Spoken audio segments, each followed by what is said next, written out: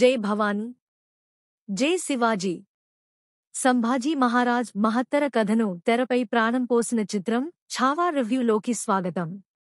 ఈ సినిమా భావోద్వేగాలతో, శక్తివంతమైన యాక్షన్తో, మైమరిపించే వికీ కౌశల్ నటనతో నిండిపోయి ఉంది. ఒక మాటలో చెప్పాలంటే మూవీ చాలా బాగుంది. కథలో పూర్తిగా మునిగిపోతారు. Story execution.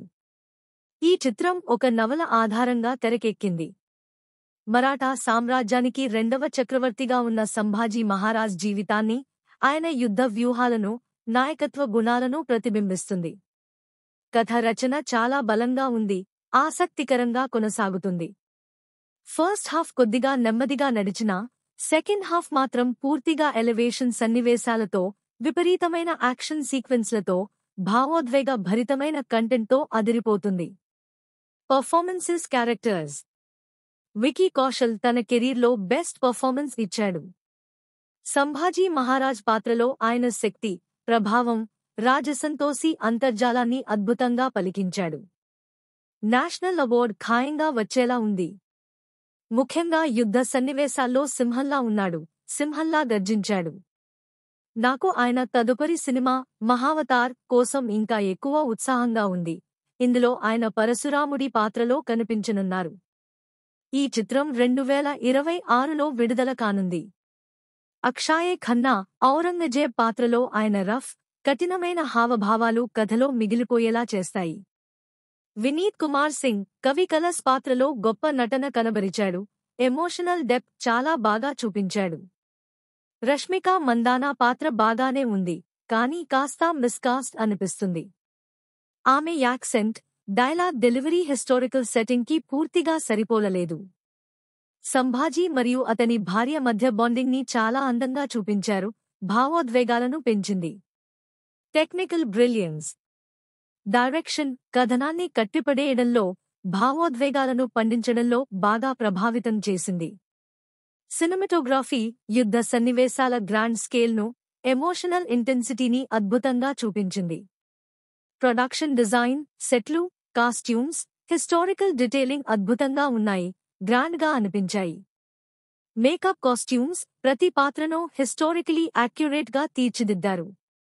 Movie highlights. Sambhaji Maharaj ప్రసంగం సీన్స్ అయితే గూస్ బంప్స్ అసల. వికీ కౌశల్ యుద్ధ సన్నివేశాల్లో ఎలివేషన్ పీక్స్కి వెళ్లిపోయింది.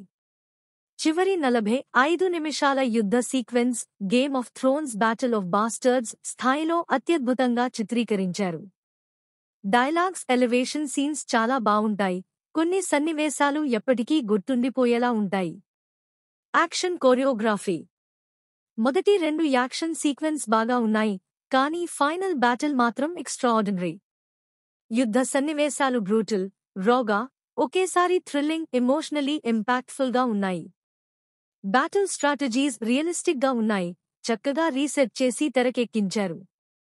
Music. Background score.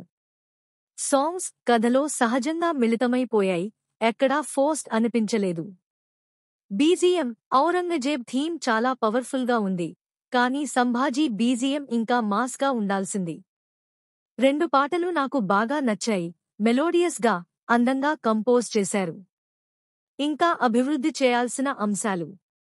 First half కొద్దిగా స్లోగా అనిపిస్తుంది. రష్మిక మందానా ఈ పాత్రకు పూర్తిగా సరిపోలలేదు అనిపించింది. బ్యాక్గ్రౌండ్ స్కోర్ కొన్ని కీలక సన్నివేశాల్లో ఇంకా మంచిగా ఉండాల్సింది. తెలుగు డబ్బింగ్ బాగా ఉంది, ఎక్కడా ఇబ్బంది అనిపించదు. Final verdict. ఛావా ఒక powerful, emotionally charged, visually stunning cinema. Sambhaji Maharaj 31 ఏళ్లలోనే ఎంతో గొప్ప విజయాన్ని సాధించాడు. ఈ సినిమా ఆయన గౌరవానికి, మహోన్నతత్వానికి అద్భుతమైన నివాళి. Must watch cinema.